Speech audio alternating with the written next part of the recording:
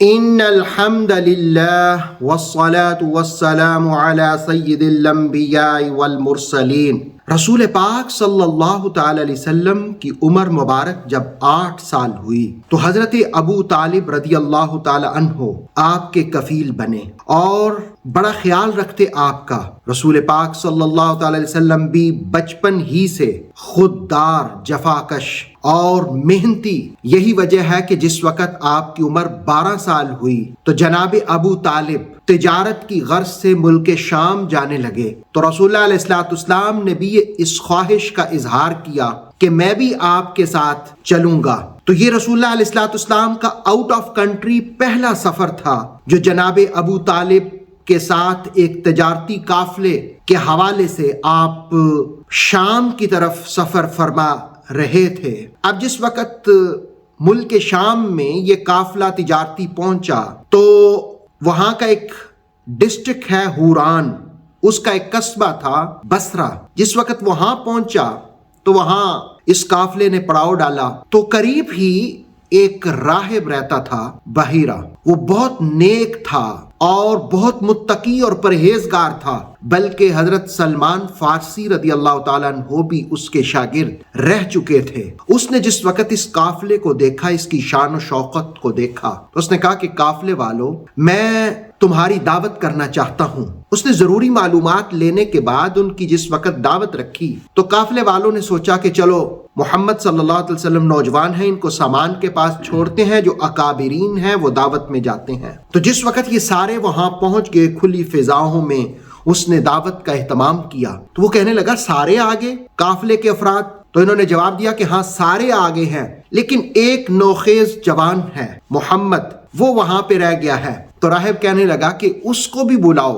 تو جس وقت بلایا گیا اور سب لوگ بیٹھے تو ان کے دل میں ایک تجسس تھا کہ آج اس راہب نے، جس کی شہرت، جس کا تقوی، نیکی، پرہیزگاری کی شہرت ہے، آج تک تو کبھی اس نے ہمیں دعوت نہیں کی، لیکن اس بار یہ دعوت کر رہا ہے، وجہ کیا ہے؟ تو انہوں نے اس سے وجہ پوچھی تو اس نے کہا کہ تم جانتے نہیں ہو یہ جو نوخیز نوجوان تم لے کے آئے ہو، اے قافلے والو، جس وقت تم آ رہے تھے تو میں دیکھ رہا تھا کہ بادل سائباں کیا ہوا تھا، درختوں کی ٹہنیاں جھک جاتی تھیں، اور جو ہم نے اپنی کتابوں کے اندر آخری نبی کی علامات پڑھی تھیں وہ انہی میں پائی جاتی ہیں۔ پھر وہ رسول کریم علیہ السلام کی پشت پر مہر نبوت کو دیکھنے لگا، پھر اس نے حضور کی آنکھوں میں سرخ ڈورے دیکھے تو وہ ان سے کہنے لگا، ترمذی شریف کی حدیث کے الفاظ ہیں کہ اس راہب نے کہا، ھذا سید العالمین،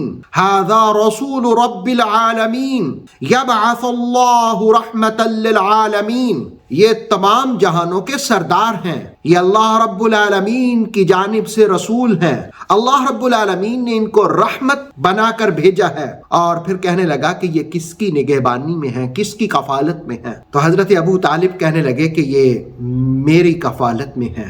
انہوں نے کہا یہ تمہارے کیا لگتے ہیں؟ تو حضرت ابو طالب نے کہا کہ یہ میرے بیٹے ہیں۔ تو وہ راہب کہنے لگا کہ یہ نہیں ہو سکتا، اس لیے کہ ان کو یتیم ہونا چاہیے، ان کے ماں باپ اس دنیا سے رخصت ہو جانے چاہیے، اس لیے کہ آخری نبی کی جو علامات ہم نے اپنی کتابوں میں جانی ہے وہ یتیم ہوں گے۔ تو جناب ابو طالب اس پر کہنے لگے کہ یہ میرے بھائی کے شہزادے ہیں، بیٹے ہیں، میں ان کا چچا لگتا ہوں، اس میں شک نہیں کہ یہ یتیم ہیں، ان کے ماں باپ اس دنیا سے رخصت ہو چکے ہیں۔ تو رسول کریم صلی اللہ تعالی علیہ وسلم کی یہ علامات جس وقت دیکھیں، بلکہ بعض سیرت نگاروں نے تو یہ بات بھی رقم کی کہ وہاں کچھ اور لوگ بھی آئے اور وہ رسول اللہ علیہ السلام کو تلاش کر رہے تھے۔ تو اس پر اس راہب نے ان سے کہا کہ تم اللہ رب العالمین کے فیصلوں میں مداخلت نہ کرو۔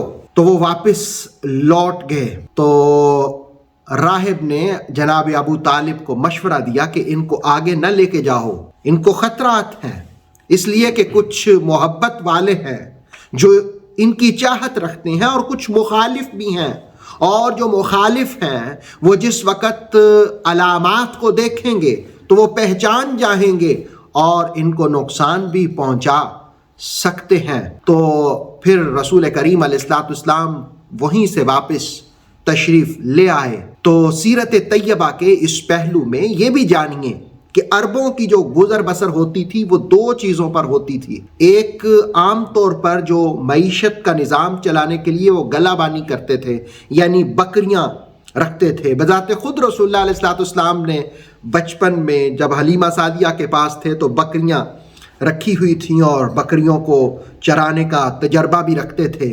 بلکہ بخاری شریف کی حدیث ہے کہ حضرت جابر کہتے ہیں کہ ایک مرتبہ ہم رسول اللہ علیہ الصلوۃ والسلام کے ساتھ تھے تو ہم پیلو کے درخت سے پھل چن رہے تھے، تو رسول اللہ علیہ الصلوۃ والسلام نے کہا کہ کالے کالے چنو اس لیے کہ وہ پکے ہوئے ہوتے ہیں۔ تو کہتے ہیں ہم نے پوچھا یا رسول اللہ صلی اللہ علیہ وسلم آپ کو بکریاں چرانے کا تجربہ ہے؟ تو اس پر رسول اللہ علیہ الصلوۃ والسلام نے فرمایا کہ ہاں میں نے بکریاں چرائی ہیں، اور اس بخاری ہی کی حدیث ہے کہ رسول اللہ علیہ السلام نے فرمایا کہ جتنے بھی نبی آئے ہیں بکریوں کو یہ سعادت ملتی ہے کہ وہ نبی ان کو چراتے ہیں۔ اصل میں بکریاں ادھر ادھر ہو جاتی ہیں تو جو بکریوں کی نگہبانی کرنے والا ہے ان کو سب کو ساتھ چلا کے چلنا پڑتا ہے۔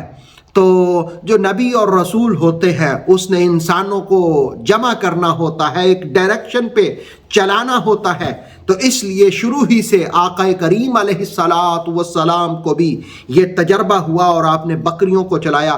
مختلف رنگ قبیلوں کے لوگوں کو، انسانوں کو رسول اللہ علیہ الصلوۃ والسلام نے جمع کر دیا، امت واحد بنا دیا۔ تو رسول اللہ علیہ الصلوۃ والسلام کے کئی معجزات کا اظہار ہوا جب آپ جناب ابو طالب رضی اللہ تعالیٰ عنہ کے پاس تھے۔